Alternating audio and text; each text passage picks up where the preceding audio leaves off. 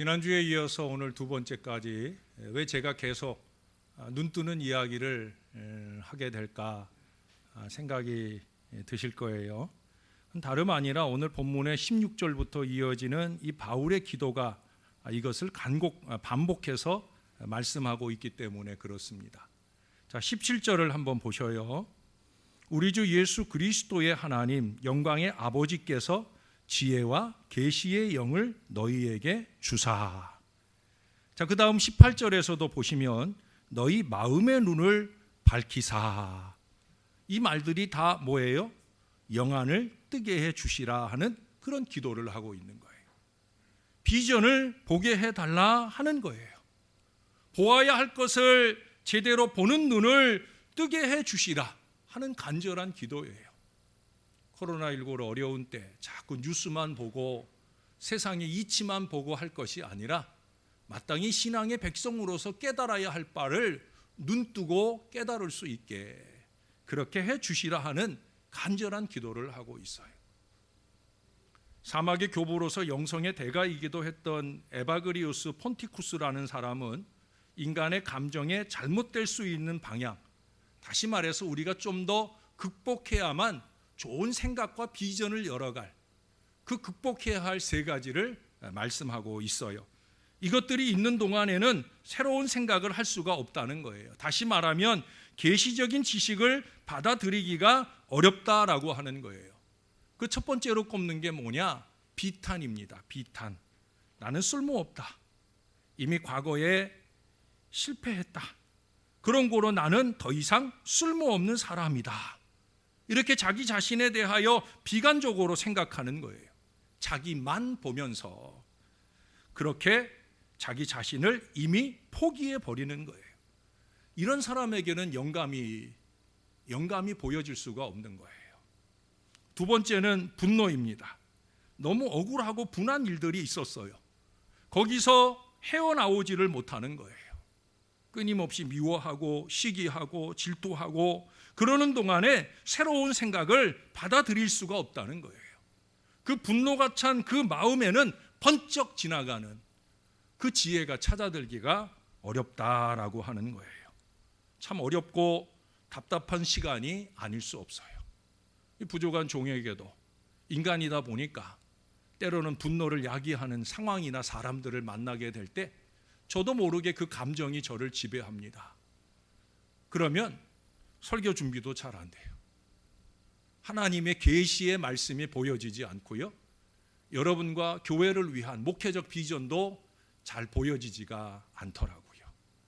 여러분들이 저를 잘 도와주시는 최선의 비결은 부족한 종이 감정이 요동치지 않도록 그렇게 저의 마음을 잘 지켜주시는 것도 또 위하여 기도해 주시는 것도 아주 중요한 일이라 할 수가 있어요. CEO가 되는 길이라고 하는 유명한 책이 있습니다. CEO가 뭐예요? 경영 최고 책임자를 말하는 거예요. 이 책에 보면은 50명의 CEO를 연구해 보니까 아주 중요한 공통점이 하나 있다는 거예요. 그건 뭐냐? 그것은 어렸을 때부터 지금까지 살아오면서 좋은 추억을 가지고 있다는 거예요.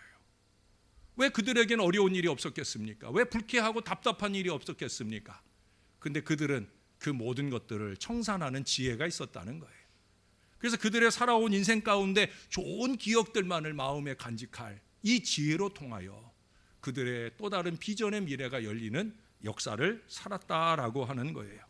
누구를 미워하고 억울하고 분하고 원수를 갚고 이런 마음을 가지고 있는 사람에게는 그만큼 새로운 아이디어가 없다는 거예요. 창의력이 없다는 겁니다. 제가 지난주에도 눈 떠야 하는 얘기 첫 번째로 하면서 사랑에 눈 떠야 된다.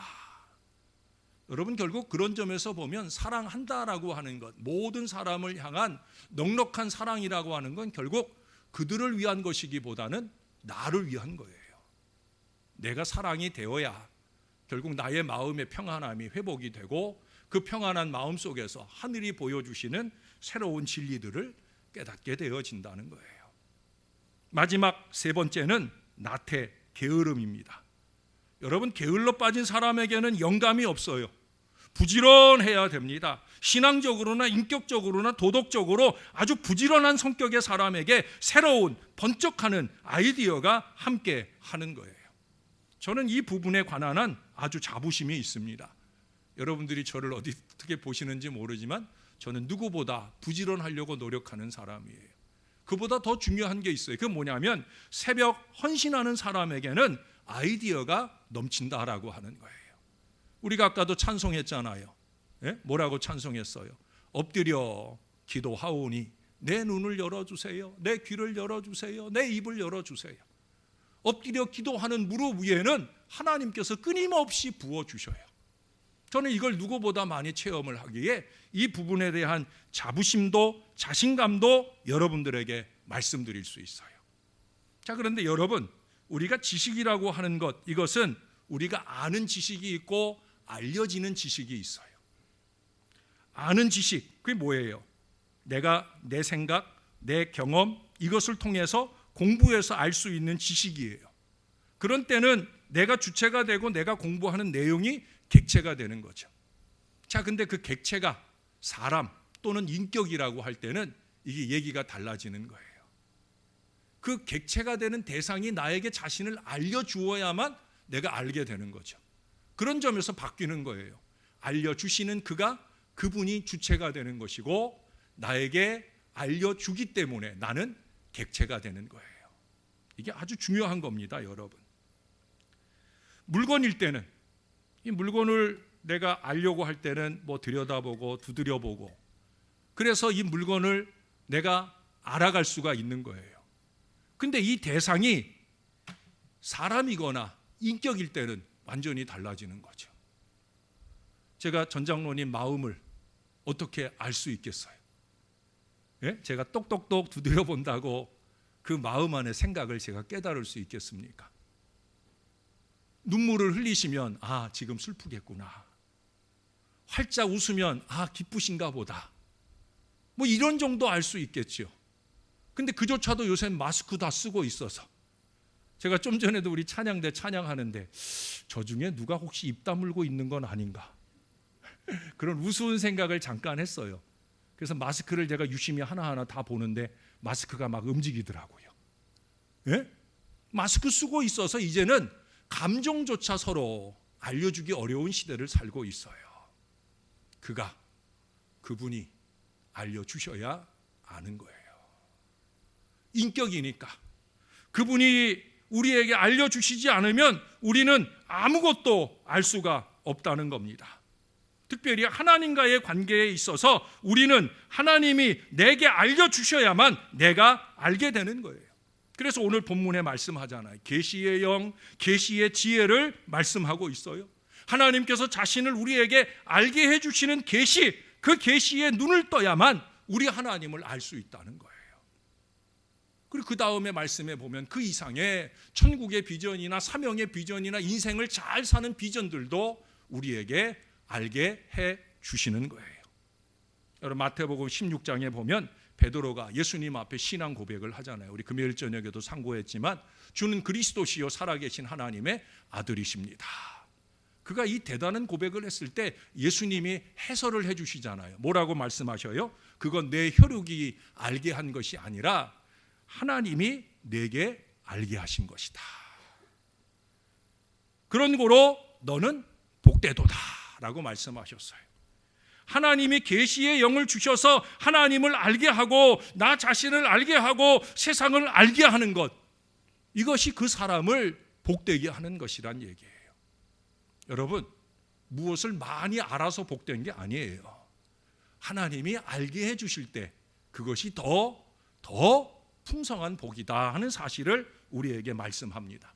그런 거로 오늘 본문에 계시의 영을 주시사 하나님을 알게 해 주시옵소서.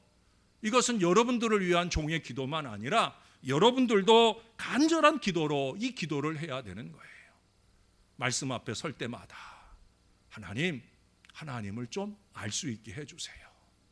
부족한 종의 영안을 뜨게 해주시고 우리 하나님을 잘 알 수 있도록 도와주세요. 왜 하나님을 알아야 되느냐? 오늘 본문의 수순에도 보면 하나님을 알 때 나를 알게 되고 나를 알 때 세상을 바로 알고 살게 되는 거기 때문에 그래요. 사사기 6장의 기도원은 주님의 부름을 받을 때 주저했어요. 왜? 지금 코로나 바이러스보다 더 무서운 대적 미디안 대군이 13만 5천 명이나 쳐들어왔는데 하나님이 자기더러 앞장서 나가 싸우라는 거예요. 그죠? 군사의 일원으로 뒤에서 싸우라 해도 이게 견디기 어려운 일인데 네가 앞장서라. 그때 그는 그 말에 대답을 합니다. 주여, 내가 무엇으로 이스라엘을 구원할 수 있겠습니까? 보십시오. 내 가문은 므낫세 집안 중에서 가장 약한 집안이요, 저는 제 아비 집에서 제일 작은 자입니다. 틀리지 않은 얘기예요. 이때 하나님께서 이 기도원에게 아주 중요한 한 말씀을 하셔요. 무슨 말씀이냐? 내가 반드시 너와 함께 하겠다. 할렐루야. 내가 반드시 너와 함께 하겠다. 여러분, 이 말씀이 아주 간단해 보이지만 가만히 생각해 보면 너무너무 중요한 말씀을 하고 있는 거예요. 내가 반드시 너와 함께 하리라, 이 말씀 한마디만 깨닫고 믿는다 할지라도 이 험한 세상, 염려, 걱정, 근심, 두려움 없이 우리 주님과 함께 승리하게 되리라고 믿습니다. 이게 믿음이에요. 오늘 이 시대에 우리에게 필요한 믿음이에요. 내가 반드시 너와 함께 하리라. 그렇잖아요, 여러분. 하나님은 그의 백성과 함께 하시는 줄로 믿습니다. 하나님은 그의 백성 가운데 계시는 줄로 믿습니다. 하나님은 그의 백성인 우리에게 힘이 되시는 줄로 믿습니다. 우리가 아까 요한계시록 21장 새하늘과 새 땅, 천국의 말씀을 우리가 함께 교독했잖아요. 거기서 중요한 게 뭐예요? 천국이라는 건 다른 거 없어요. 하나님이 그들 가운데 계신다, 이거죠. 하나님이 우리 가운데 계시면 코로나19가 극심한 어려움 중에도 우리는 천국의 은혜 속에 살 수 있는 줄로 믿습니다. 이 믿음이 필요한 거예요. 사도 바울이 너희 안에서 그의 기뻐하시는 뜻을 행하시는 하나님이시다라고 하나님을 소개하고 있어요. 그래서 하나님의 뜻대로 사는 것이 중요한 거죠. 우리가 하나님이 기뻐하시는 뜻대로 살기만 하면 하나님은 우리 하나님이 되어주신다. 바로 그 말씀이니까. 그래서 이 하나님을 알고 이 하나님의 함께하심을 우리가 믿어야 되는 거예요. 기도원에게 적군 미디안을 쳐부술 수 있는 힘을 주신 분이 하나님이셔요. 내가 반드시 너와 함께하겠다. 이 말씀이 얼마나 이 기도원에게 힘이 되고 위로가 되고 능력이 되었으면 기도원이 예물을 준비해서 하나님의 사자에게 드리잖아요. 믿음의 마음이 자신 앞에 자리 잡을 때 그 하나님의 사자에게 하나님께 예물을 드렸다라고 하는 건 뭐예요? 예, 말씀에 의지하여 나도 나를 주님께 드립니다. 내가 므낫세 집안의 가장 작은 집에서, 내가 그 집에서도 가장 작은 아이로 그렇게 보잘것없는 존재이지만 주님의 말씀에 의지하여 나를 드리겠습니다 하는 의미예요. 하나님께 자기 자신을 온전히 드렸기 때문에 하나님은 그를 온전히 쓰시게 되는 거예요. 300명을 데리고 가서도 13만 5천 명을 주랭랑치게 하는 이 능력의 역사가 이루어지게 되었다라고 하는 거예요. 그렇습니다, 여러분. 우리의 가지고 있는 모든 것을 다 주님께 드릴 수 있을 때 하나님께서는 당신이 원하시는 대로 우리를 더 귀하게, 더 크게, 더 아름답게, 더 좋게 사용하신다는 거예요. 우리가 가지고 있는 것이 보잘것없는 것이라고 해도 상관없어요. 우리가 하나님께 온전히 드릴 수 있는 믿음만 있으면 우리는 전능하신 하나님을 소유하게 되는 거예요. 우리가 가지고 누리는 그 어떤 것보다도 하나님을 가질 수 있다는 것, 하나님의 전능하심을 누릴 수 있다는 것, 이것보다 큰 은혜가 어디 있겠습니까? 잘 아시는 대로 어린 소년이 가지고 있던 보리떡 5개, 물고기 2마리, 그것이 남자만 5천 명, 여자 아이들까지 합하면 수만 명이 넘는 많은 사람들에게 무엇을 할 수 있겠습니까? 그가 가지고 자기만 먹었으면 혼자 먹기에도 넉넉하지 못했을 거예요. 그런데 이 어린아이가 그것을 주님께 드렸어요. 주님께 드렸더니 그 많은 사람들이 간신히 그저 입맛만 다신 게 아니라 배불리 먹고도 12광줄이나 남기는 이 대단한 역사를 이뤘잖아요. 할렐루야. 교인들인데도 놀라지도 않아. 너무 자주 들어서 놀라지도 않겠지만 여러분, 물고기 2마리 떡 5개로 5,000명 이상을 먹이고 12광주리를 거둔 거예요. 요즘에 우리가 함께 식사한 지 오래돼 가지고 이 함께 먹는 것에 대한 대단한 역사가 마음에 안 와닿는 것 같아요. 예? 여러분, 대단한 전능하신 역사가 일어났다는 거예요. 하나님의 전능함을 알 때 내 모습 이대로 과감히 나를 드릴 수 있을 때, 그럴 때 모든 것을 가능하게 하시는 하나님의 전능하신 역사가 시작된다는 거예요. 제가 지난주에도 여러분들에게 어김없이 문자를 보내드렸잖아요.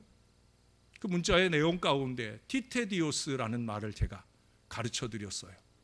티테디오스라는 말이 뭐예요? 1세기에 유행했던 말인데 염려하지 않는 사람이라는 뜻이라고. 염려하지 않는 사람 바울, 티테디오스 바울, 티테디오스 베드로, 주님의 종들에게 붙여진, 주님의 제자들에게 붙여진 수식어예요. 염려하지 않는 사람 아무개, 티테디오스 명준. 지난주에 제가 보내드린 문자를 받고 어떤 권사님이 저에게 답을 보내주셨어요. 저도 티테디오스 아무개가 될 수 있도록 소망합니다 라는 얘기예요. 감사한 말씀이죠. 정말 그랬으면 좋겠어요. 저와 여러분이 티테디오스 아무개, 정말 이 어려운 때 아무것도 염려하지 아니하고 다만 감사함으로 하나님께 모든 것을 아뢰 줄 아는 사람, 우리가 그런 믿음의 사람들이 되어야 된다는 거예요. 코로나19 대응 목회를 위한 여러 가지 전략을 나누는 동안에 여러분, 결국 결론은 하나더라고요. 제가 오늘 주보에도 썼지만 결국 결론은 뭐냐? 믿음이에요. 믿음. 오직 믿음. 이거 해보자 저거 해보자 여러 가지 대응 전략들을 많이 얘기하지만 결국은 뭐냐? 이 코로나19를 이기는 교회, 이기는 성도가 되는 비결은 오직 믿음이라는 거죠. 하나님을 제대로 아는 믿음, 하나님이 우리와 함께 하신다라고 하는 믿음. 그러면서 제가 한마디를 해서 박수를 받았어요. 그게 뭐냐? 우리에게는 기저질환보다 먼저 있는 게 있지 않느냐 하는 거예요. 여러분, 저도 기저질환자예요. 여기 많은 분들이 기저질환자예요. 지금 10달 이상 교회를 오지 못하는 많은 분들 기저질환자예요. 제가 어느 목사님하고 식사를 좀 나눌 일이 있어서 식사 대접을 한다 했더니 자기가 기저질환자라. 네? 그래서 다음에 먹자고 그러더라고요. 저도 기저질환자예요 그랬더니 목사님 나보다 3살 어리잖아 그러시더라고요. 네. 근데 여러분, 우리가 기저질환자가 되기 이전에 우리가 뭐였었냐면요, 우리는 기저신앙자였다는 거예요. 우리가 처음 믿은 사람일지라도 어쩌면 기저질환이 내게 틈타기 이전에 우리는 이미 신앙을 갖고 있는 사람이에요. 우리의 가문이 예수 믿는 사람이면 어쩌면 50년, 100년 그 이전에 우리는 예수 믿는 기저신앙자라는 사실이에요. 기저질환을 염려하고 걱정할 것보다 더 먼저 필요한 건 뭐냐? 하나님을 아는 믿음. 그 하나님이 나와 함께 하신다라고 하는 믿음. 이 기저신앙이 우리에게 있다는 사실을 저와 여러분이 눈뜨고 알아야 된다는 거예요. 목사님들이 다 박수를 치더라고요. 그건 멋있는 말이다. 기저신앙이에요. 그래서 여기 오늘 18절 19절에 말씀하잖아요. 부르심의 소망에 눈뜨게 하옵소서. 부르심의 소망이 뭐예요? 결국 천국 비전이에요. 우리가 천국 간다는 거죠. 코로나19로 인해 죽어서 가든지 아니면 이 땅에 어떤 육신적 어려움으로 가든지 결국 우리가 천국에 가잖아요. 가요 안 가요? 가요 안 가요? 가요! 우리 어르신들 목소리가 더 크네. 빨리 가려고 그러시나 보다. 예? 다 가요 우리가. 다 갑니다. 부르심의 소망이라는 게 다른 거 아니에요. 천국 비전이에요. 그러기 위해서 먼저 우리의 종말을 내다볼 수 있어야 됩니다. 마지막 종말이 어디입니까? 코로나19 때문에 종말 아니에요 여러분. 호세아서 4장 6절의 말씀은 내 백성이 지식이 없으므로 망하는도다 그랬어요.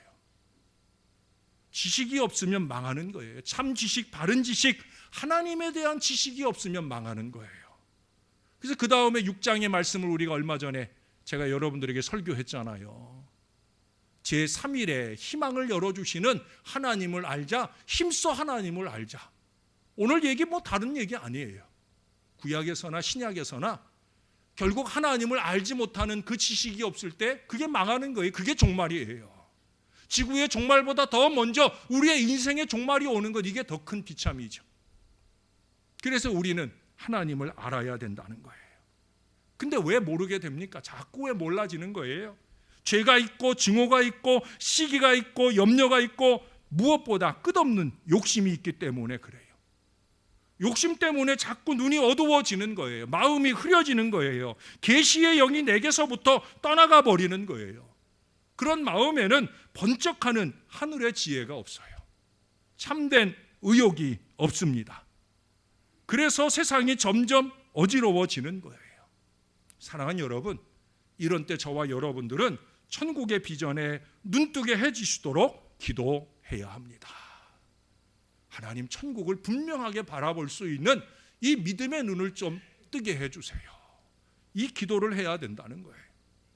고린도전서 4장 20절에는 하나님의 나라는 말에 있지 않고 오직 능력에 있다 하는 말씀을 해요. 왜 이런 말을 했을까요? 그건 고린도 교회 교인들이 말만 많이 하고 있었다는 거예요. 중요한 것은 능력이라는 얘기예요. 여기서 말하는 능력이라고 하는 것은 바로 삶을 말하는 거예요. 예? 하나님의 나라는 요 입에 있는 것이 아니라 하나님의 나라는 바로 삶에 있다. 그래 저는 영부림, 삼부림을 얘기하잖아요. 하나님의 나라, 바로 그런 삶의 역사가 우리에게 필요하다 하는 얘기예요. 너희들의 삶이 중요하다. 정말 하나님의 능력이 너희들의 삶을 바꾸는 흔적을 가지고 인생을 살고 있느냐, 헌신을 하고 있느냐, 이것이 더 중요한 것이지 그저 말만 많아서는 안 된다 하는 얘기를 바울 사도가 해주고 있는 거예요. 이따금씩 진정한 성숙을 나타내 보이지 못하고 그저 판단만 하고 비판만 하고 이런 분위기를 유도하는 어리석은 교인들이 종종 있어요. 고린도 교회도 그랬다는 거예요. 그게 성숙하지 못했기 때문이기도 하지만 바울은 그것보다 더 중요한 문제는 바로 교만함 때문이라는 거예요. 성숙하지도 못한 주제에 교만만 자라가지고 그것이 고린도 교회를 분열하게 만드는 가장 큰 이유였다라고 얘기를 하고 있어요. 사랑하는 여러분, 우리는 그런 점에서 겸손한 마음을 가지고 이제 마지막 말씀에 귀를 기울여야 합니다. 저는 이 본문을 묵상하면서 천국 비전은 이 땅에서 먼저 삶으로 이루어야 되는 걸 보았습니다. 영원한 천국을 바라보고 사는 것도 중요하지만 그런 신앙자답게 이 땅을 어떻게 살아야 되느냐. 자, 18절 하반절을 보겠습니다. 성도 안에서 그 기업의 풍성함이 무엇이며, 성도 안에서 그 기업의 풍성함이 무엇이며, 성도 안에서, 다시 말해서 교회 안에서 이룰 비전을 말하고 있어요. 성도 안에서의 기업, 그것은 뭘 말하는 걸까요? 그것은 바로 우리의 사명이에요. 이 교회 안에서 저의 기업은 뭐예요? 목사라고 하는 이 사명이에요. 장로라고, 안수집사라고, 권사라고, 집사라고, 찬양대원이라고, 교사라고 우리 각각에게 주신 기업이 곧 사명이에요. 우리는 이 사명 비전에 눈 떠야 됩니다. 사명의 실천자가 되어야 된다는 거예요. 2020년 오늘 우리 장로님도 기도해 주셨지만 우리가 열심히 좀 교회를 왜 해보려고 해도 해볼 여유를 갖지 못하고 한 해를 지나왔는데 우리가 막막하게 그저 2021년을 바라볼 게 아니라 이러한 시기에 내가 이 교회를 위해서 할 일이 뭘까 하는 것들을 좀 바라보면서 비전적인 헌신의 결단이 필요한 때라는 거예요. 사랑하는 여러분, 사명 비전에 눈 뜨시기를 바랍니다. 여러분에게 넣어드린 헌신자 자원서, 서리집사 자원서, 거기에 기꺼이 자기의 이름을 적어놓고 사명 비전에 눈 뜨는 하나님의 사람들이 되셔야 됩니다. 자, 그 다음 19절을 보겠습니다. 그의 힘의 위력으로 역사하심을 따라 믿는 우리에게 베푸신 능력의 지극히 크심이 어떠한 것을 너희로 알게 하시기를 구하노라. 이게 참 중요한 말씀이에요. 왜 중요하냐? 개인의 삶 속에서 능력으로 역사하시는 비전을 보는 거예요. 예? 인생의 비전이라고 말할 수 있어요. 하나님의 능력, 역사를 구체적으로 체험하는 인생의 비전입니다. 이 비전을 볼 수 있는 사람은 인생 가운데 많은 일들을 해나갈 수 있어요. 그동안에 잘 풀리지 않는 일들도 이 비전을 보면 이것이 열리고 풀리는 역사가 나타나게 될 줄로 믿습니다. 여러분들의 가정과 기업 위에 이 인생의 비전이 활짝 열리는 2021년이 될 수 있기를 바랍니다. 그럴 수 있기 위해서 제가 존경하는 두 분이 있어요. 헨리 나우엔이라고 하는 영성신학자가 있고요. 그리고 제가 자주 얘기했던 테레사 수녀가 있어요. 이분들이 인도에서 극적인 만남을 하게 됩니다. 헨리 나우엔이 이 테레사 수녀를 방문했어요. 그 극적인 만남 가운데 아주 중요한 질문을 한 가지 합니다.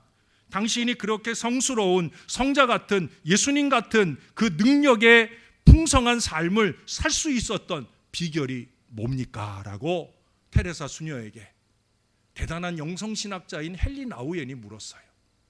그때 이 헨리 나우엔이 들었던 대답은 아주 평범한 대답이었습니다마는 이 영성신학자가 평생 자기의 마음에 깊이 새기고 살았던 말씀이라는 거예요. 뭐라고 얘기했느냐? 잘 들어보세요. 테레사 수녀가 말씀하시기를 무슨 비결이 있겠습니까? 그냥 주님 말씀 따르려고 노력을 했죠. 그리고 주님의 종들의 말씀을 따르려고 애썼고 그렇게 주님의 종들이 주신 말씀을 따르려고 노력하다 보니까 여기까지 왔습니다. 쉽게 얘기하면 설교 열심히 듣고 그 들은 말씀대로 살려고 노력하다 보니까 여기까지 왔다는 거예요. 여러분, 이게 우리 개신교와 천주교의 배경이 다르잖아요. 천주교는 설교가 예배에 있어서 아주 중요한 부분을 차지해요. 우리 개신교는 참 개신교라고 얘기했나요? 근데 천주교는 아니잖아요. 천주교는 강론이라고 해서 신부님이 강론을 하는데 이걸 잘 이해하도록 뭐 예화를 더하고 이렇게 해서 얘기를 하지 않고 그냥 말 그대로 딱딱한 강론으로 짧게 전하고 말아요. 그런데도 불구하고 테레사 수녀는 그 강론의 말씀을 따라 그렇게 열심히 살아보려고 노력하다 보니까 그 가운데 하나님의 능력이 부어지면서 자기의 그 작은 몸으로 작은 능력으로 할 수 없는 대단한 일을 이루었다는 거예요. 여러분, 테레사 수녀가 오늘 마침 우리 이수복 권사님 오셨는데 우리 교회에서 이수복 권사님이 제일 자그마하시잖아요. 믿음은 제일 크지만 근데 그 제일 자그마하신 우리 이수복 권사님 정도의 그런 체구밖에 갖질 않았어요. 근데 테레사 수녀가 이런 일을 보면 어마어마한 엄청난 일을 해놓았다는 거예요. 그 비결이 다른 데 있지 않더라는 거예요. 말씀을 따라갔더니 말씀대로 걸어갔더니 그렇게 되더라. 여러분, 이 아주 단순한 삶, 이게 바로 우리 크리스찬 라이프예요. 신앙인의 삶이라는 거예요. 인생의 비전이라는 거예요. 오늘 지혜와 계시의 정신 어쩌고 저쩌고 제가 어렵게 말씀드렸지만 하나님 비전이니 천국 비전이니 사명 비전이니 인생 비전이니 거창하게 말씀드렸지만 여러분 다 접어두고 쉽게 들으시면 됩니다. 지난주에 말씀드린 대로 사랑의 실천, 사명의 실천, 하나님의 전능하심을 믿고 온전히 의지하면서 그 능력을 나의 사명과 삶 속에 체험해가는 삶, 이 부족하고 어린 종을 통해 주시는 이 말씀대로 조금씩 눈뜨고 따르며 사시면 된다는 거예요. 제발 그렇게 좀 살아주시기를 부탁을 드립니다. 그러면 오늘 바울이 이 말씀의 초반부에 감사하잖아요. 에베소 교회를 보면서 감사가 넘쳐요. 저도 여러분들을 통해 이미 감사가 넘치고 있지만 오늘 이 말씀대로 아름다운 비전의 미래를 눈뜨고 살아가시는 여러분들을 보면서 제가 더 많이 하나님께 감사하고 또 여러분들에게는 소망과 감격이 풍성한 거룩한 사명과 헌신의 삶이 넉넉하게 이루시게 되기를 우리의 구주가 되시는 예수님의 이름으로 간절히 축원합니다. 기도하겠습니다. 좋으신 아버지 감사합니다. 어려운 때를 삽니다. 어두운 때를 삽니다. 그러시기에 2주에 걸쳐서 우리 주님이 종을 통해 말씀하셨습니다. 눈 떠야 하느니라. 내가 너에게 계시의 영을 부어줄 테니 눈 좀 뜨거라. 나 하나님을 아는 눈을 뜨고 나를 통해 너 자신을 보는 눈을 뜨고 천국의 비전과 사명의 비전과 인생의 비전의 눈을 뜨고 제대로 좀 잘 살아보자. 말씀하시는 이 주의 말씀에 귀 기울이고 순종하는 겸손한 신앙의 백성들 다 되도록 저와 이 주의 자녀들을 꼭 붙들어 주시옵소서. 임마누엘 함께하여 주옵소서. 감사합니다. 예수님 이름으로 기도합니다. 아멘.